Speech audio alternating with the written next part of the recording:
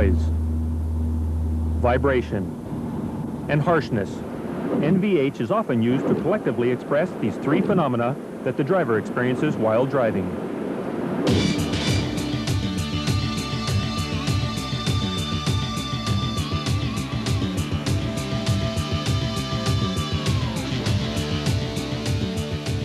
These phenomena are not only unpleasant to the driver and passengers, but also make them worry whether something might be wrong with their car.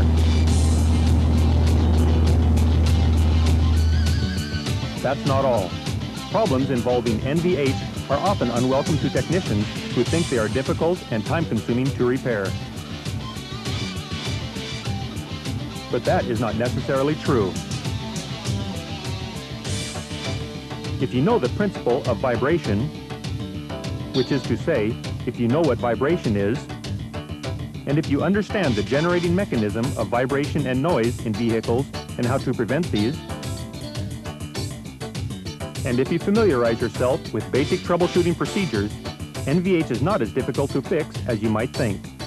In this video, we will learn about the principles of noise and vibration generation and how to troubleshoot NVH problems step by step.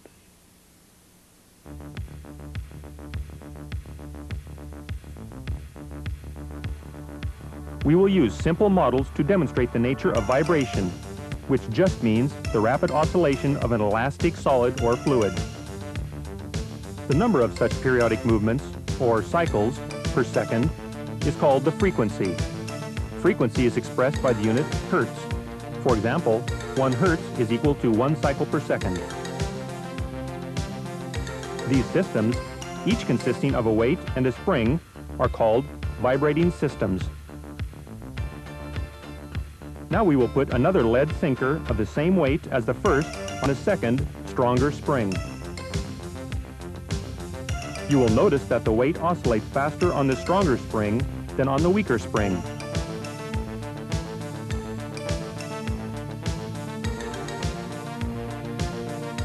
This time, we will put 2 weights on one spring and 1 weight on the other. Both springs are of the same strength. You will notice that the lighter weight oscillates faster than the heavier weight. When you compare these vibrating systems, you will find that the frequency of the vibration varies depending on the strength of the spring and the heaviness of the weight. The frequency at which a particular system oscillates or vibrates is called the natural frequency of that system. Now, we will do some experiments using a vibrating system consisting of a spring and a weight and an electric drill. The spring and the weight are now oscillating at the natural frequency of the vibrating system. Now, let's see what will happen when this drill rotates at a speed that is different from the natural frequency of the weighted spring. You will notice that turning on the drill reduces the amplitude, or size, of the oscillation of the spring.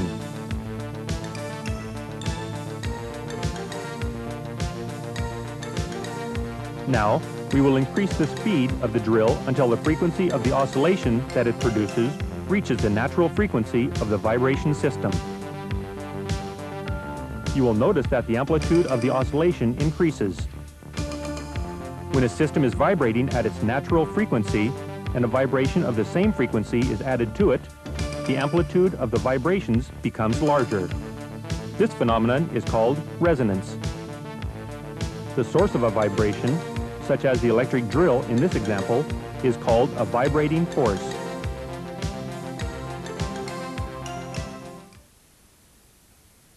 A vehicle has a number of components that can be vibrating forces.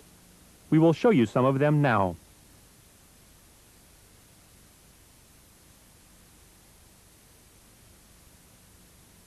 When a car is parked in the same place for many days or weeks, there will be a flat spot at the bottom of the tire. This flat spot will cause the wheel to vibrate each time the tire turns.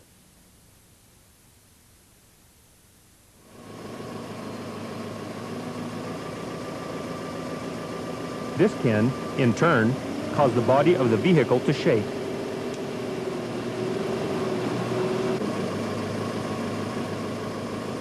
An unbalanced propeller shaft also causes vibration each time it turns.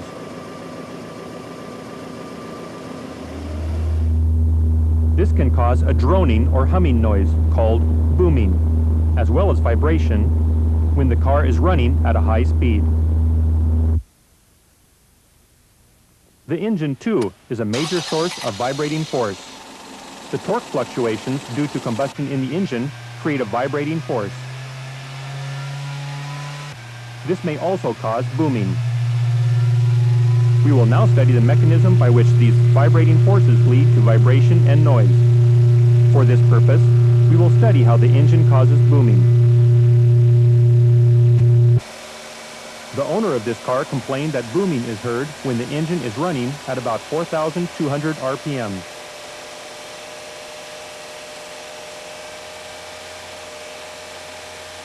The engine vibration causes the exhaust pipe to vibrate.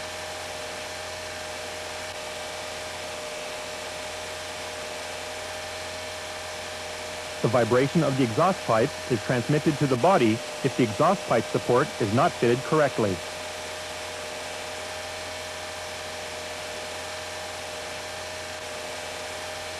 The body begins to vibrate, causing the air to vibrate also. This vibration is heard in the form of sound or booming by the driver.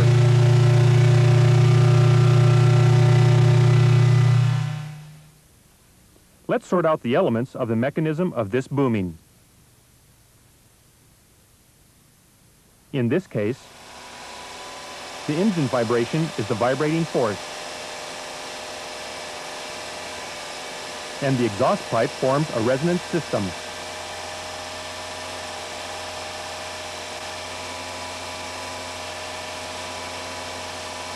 The exhaust pipe support forms a vibration transmission system,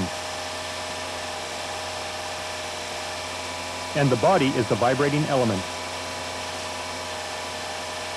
The vibrating element causes the air to vibrate, and the vibration of the air is transmitted to the driver's ears as the booming.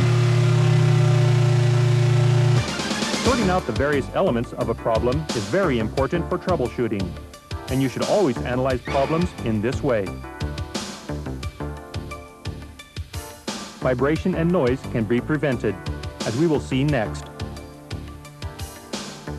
Generally speaking, vibration can be prevented if you eliminate one of the elements in the mechanism of vibration. If you eliminate the vibrating force, the resonance system, the vibration transmission system,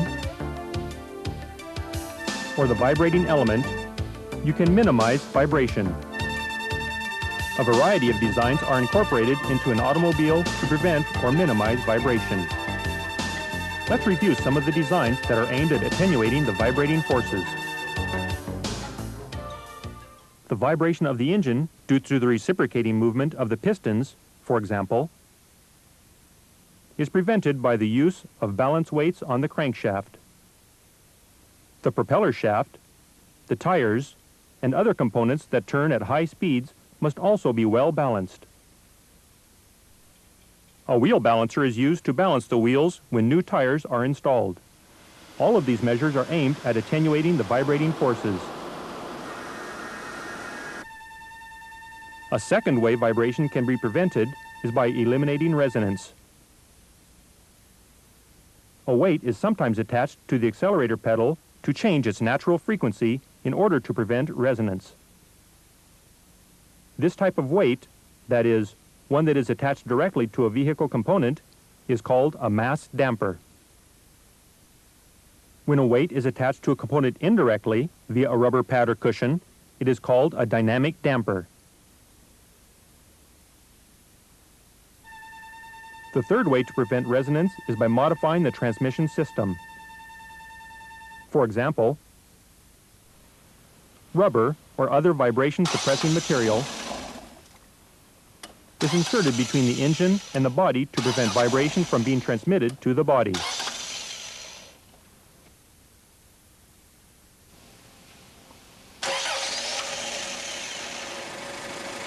Rubber O-rings are also used between the exhaust pipe and the body for the same purpose.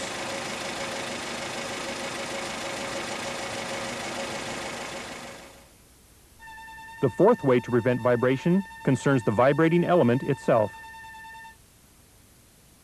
For example, the floor is covered with asphalt sheeting, or resin sheets are inserted between steel panels to suppress vibration. These panels are called sandwiched damping panels.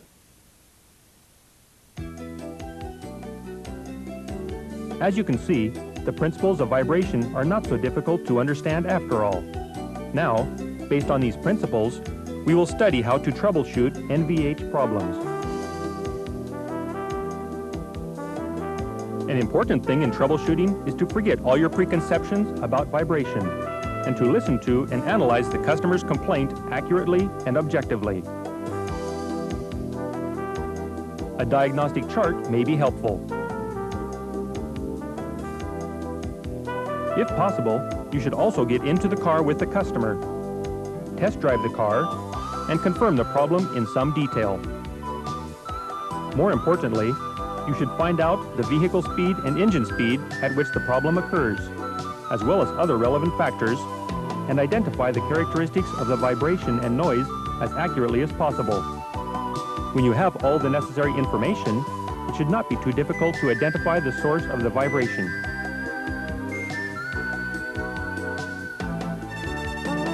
In addition, you should sort out all the elements of the mechanism of the vibration and noise and decide which element you need to remove in order to suppress them.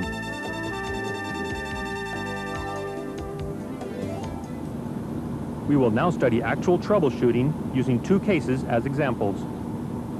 One of the two cases concerns body shake. The first step of troubleshooting is test driving the car to confirm the phenomenon. You need to know the relationship between the body shake and the vehicle speed.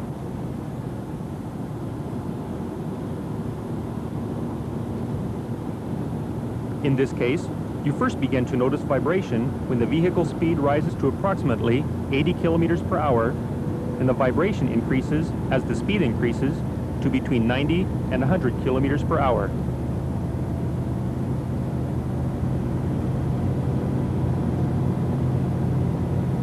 You also need to know the relationship between the body shake and the engine load. You accelerate, cruise, and decelerate the car repeatedly, but the vibration seems to be unrelated to the engine load. The shift lever position and the engine speed often have effects on vibration.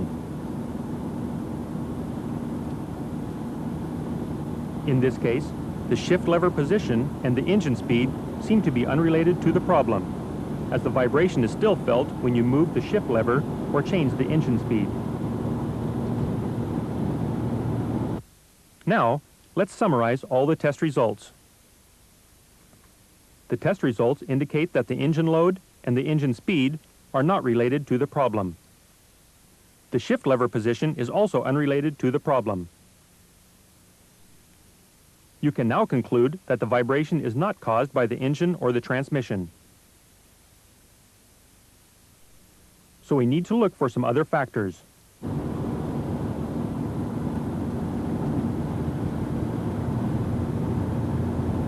We know that the vibration increases as the vehicle speed increases. It appears then that you should suspect a component whose rotational speed increases as the vehicle speed increases. It could be the propeller shaft, the differential ring gear, the drive shafts, or the tires, or some combination of these. The next step is to find out exactly which of these components is responsible for the problem. There is a good way to identify this component. Since any of these components could generate a vibrating force, let's calculate the frequency for each component at 100 kilometers per hour.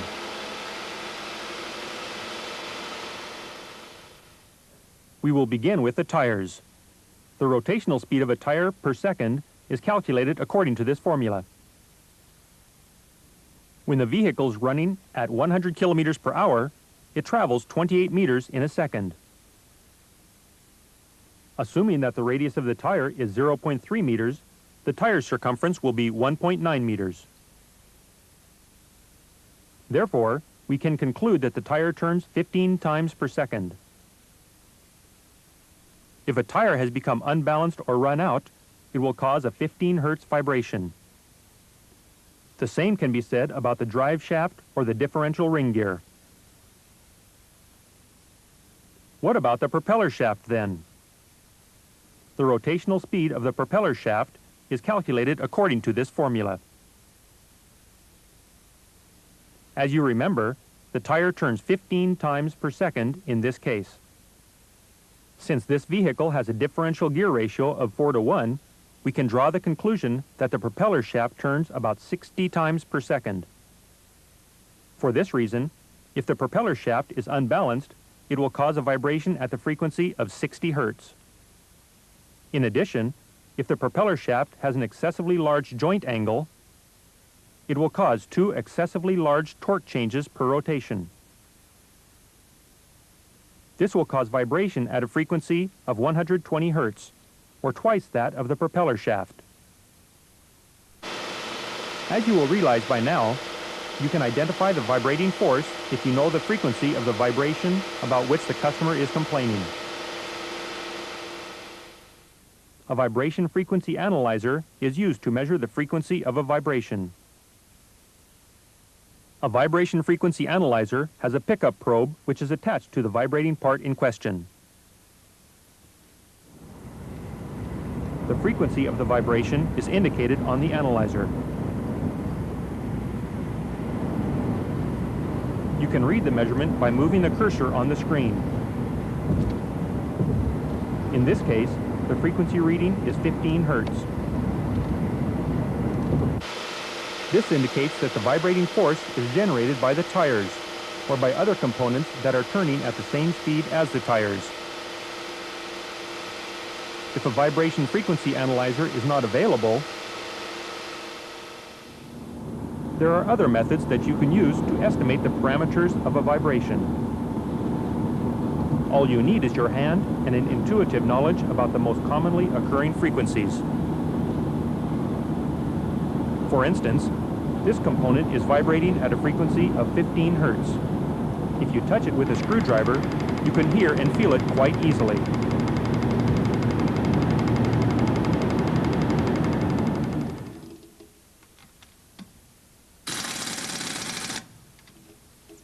An impact wrench generates vibrations of a similar frequency.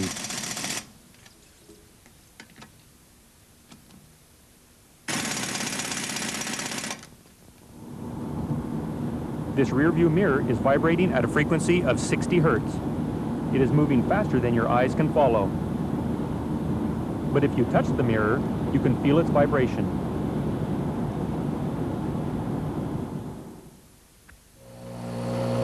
A bench grinder has a similar frequency, about 50 to 60 Hertz. If you touch the grinder, your hand soon becomes numb. If you train yourself properly, you will be able to distinguish between different frequencies without using a vibration frequency analyzer. Now, we will return to troubleshooting the problem of vibration at 15 Hertz. We will start with inspecting the tires, because tires often cause body shake at high speeds. We will refer to the NVH diagnosis manual as we inspect the tires. Before we begin the inspection of the tires, we must check the tires and wheels visually, the steering linkage, the suspension system, and other related components. If everything is normal, we check the clearance between each hub and wheel. The standard clearance is less than 0.1 millimeter. This wheel seems okay. We will check the tire runout next. Before doing this, be sure to drive the car for about 15 minutes to eliminate the effects of any flat spots. The maximum allowable lateral runout is 1.2 millimeters. This tire seems okay.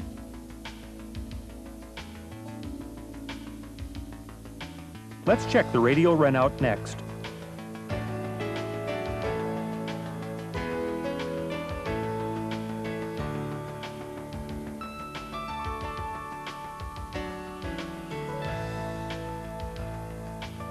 the maximum allowable radial runout is 1.0 millimeters. But the reading here is much larger than that. This could be the cause of the vibration. Let's check the radial runout of the wheel also.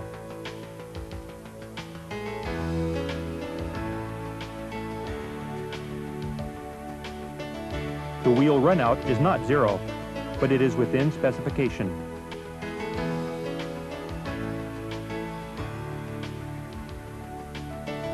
In a case like this, the radial runout can be corrected by conducting phase matching between the tire and the wheel.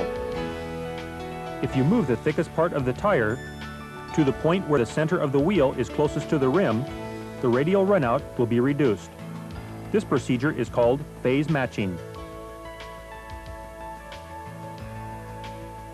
As you can see, the runout has been reduced. To phase match the tire and wheel, we divide the tire into 12 equal divisions like this.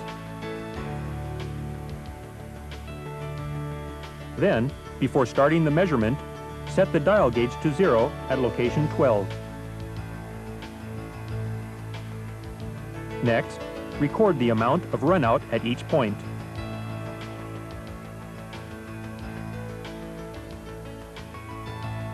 The result will look something like this. The outer line indicates the radial runout of the tire, and the inner line indicates the radial runout of the wheel. As we said before, if you move the thickest part of the tire to the point where the center of the wheel is closest to the rim, the radial runout will be reduced.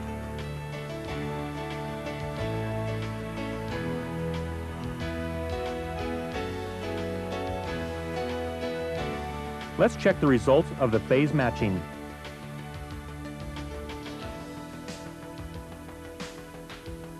The measurement now reads well below the standard value of 1.0 millimeters. You need to do a similar check for all of the other tires.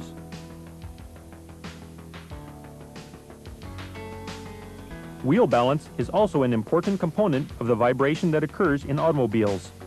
So before taking the car on a final test drive, be sure to check the wheel balance on both an off-the-car balancer and an on-the-car balancer. The second case of troubleshooting that we will look at is booming, which is, as you will remember, a droning sound that is very unpleasant to the ear. The first step is test driving the vehicle as you did when troubleshooting body shake. As a result of the test drive, we find that only the vehicle speed is related to the noise.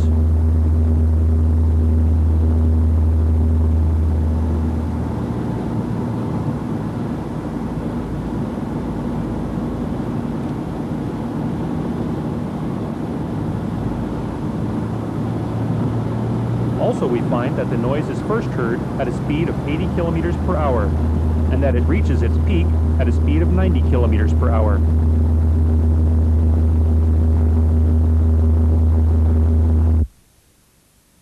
These findings seem to indicate that the noise is caused not by the engine or the transmission, but by components whose speed varies directly with the vehicle speed. The next step is to calculate the frequency of the vibration of individual components at a vehicle speed of 90 kilometers per hour when the noise is most noticeable. Now we will measure the frequency of the booming using a sound meter and a frequency analyzer.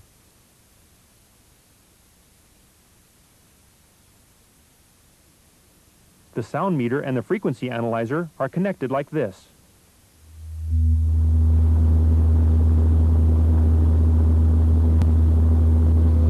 According to the analyzer, the frequency of the noise is 60 Hertz. This frequency corresponds to the frequency at which the propeller shaft will probably vibrate if it is unbalanced or run out. This indicates that you should suspect the propeller shaft more than anything else. You may not have a sound meter or frequency analyzer at hand, but you can always use your own ears after some training.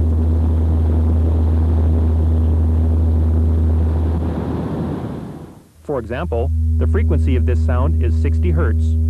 It is similar to the booming in question. A sound of the same or similar frequency is also heard from a bench grinder. This is a sound whose frequency is 120 Hertz, or twice that of the previous case.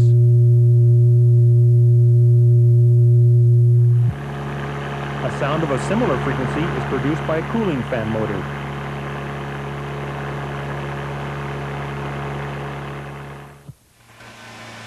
The booming produced by the engine sometimes has a similar frequency also.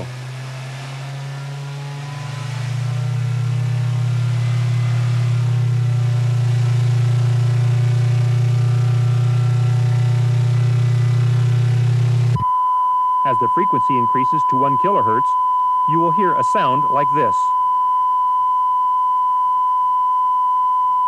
A sound of similar frequency is heard, for example, along with the test pattern on a TV screen before and after the day's broadcasting.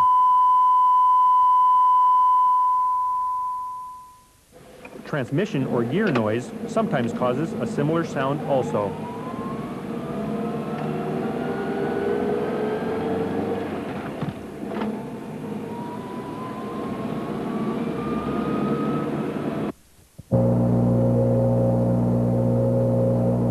If you train your ears by listening to sounds of different known frequencies, you will be able to differentiate frequencies without the help of an analyzer.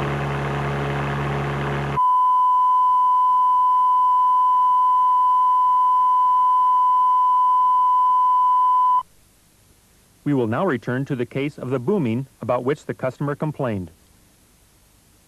It appears that the noise is caused by something that rotates at the same speed as the propeller shaft. Or perhaps it is caused by the propeller shaft itself. We will check the balance of the propeller shaft, as it seems the most likely cause of the vibration. Please look in the NVH diagnosis manual to find the detailed inspection method to be used. Here we will only show the main techniques used in the propeller shaft balance inspection. Actually, there are 3 methods that can be used to check the balance on the car. First, we will check the balance using a vibration analyzer and some trial weights.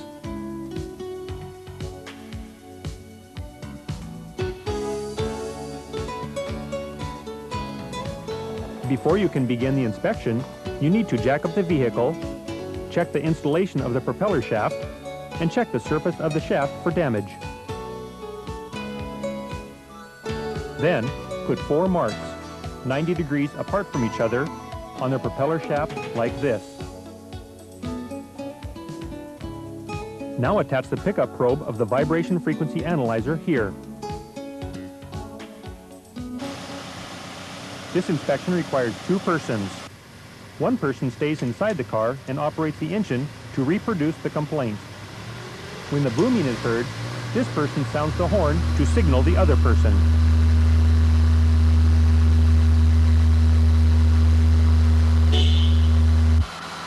When the second person hears the horn, he checks the vibration level reading on the frequency analyzer. The reading is 0.17 in this case. Now put a trial weight onto the propeller shaft where it is marked number 1.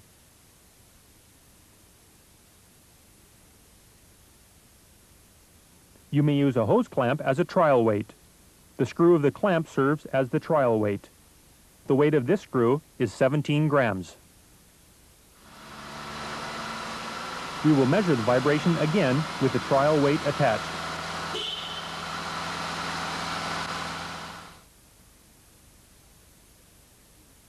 We must repeat the measurement at all 4 points.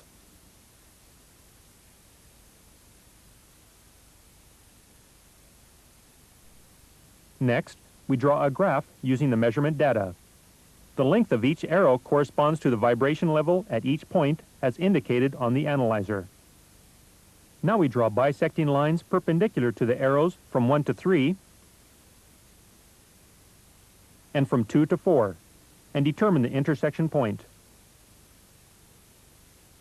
The direction of the intersection point from the center of the graph is the direction of the imbalance.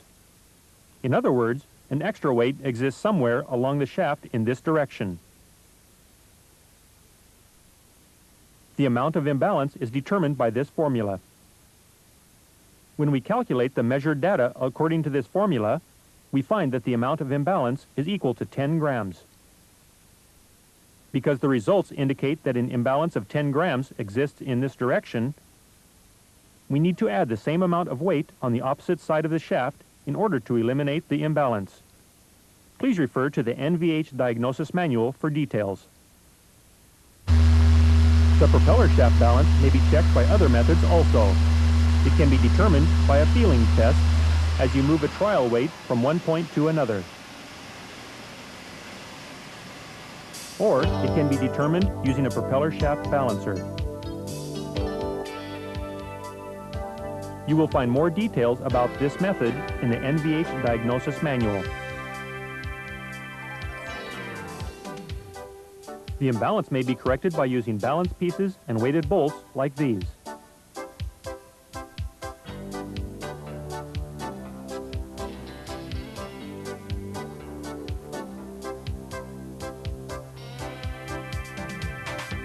Now the repair is complete.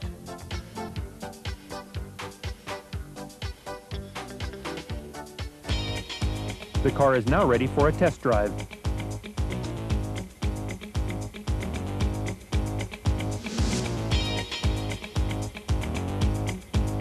In this video, we learned about vibration, the mechanism of vibration and noise associated with vehicles, and methods to prevent them. In addition to these principles of vibration, we learned about troubleshooting for two common cases. Please remember two important rules of troubleshooting. 1. Identify the symptoms of the problems accurately by listening to the customer and by test driving the vehicle yourself. And 2. Search for the vibrating force and vibration generating mechanism in accordance with the principles of troubleshooting.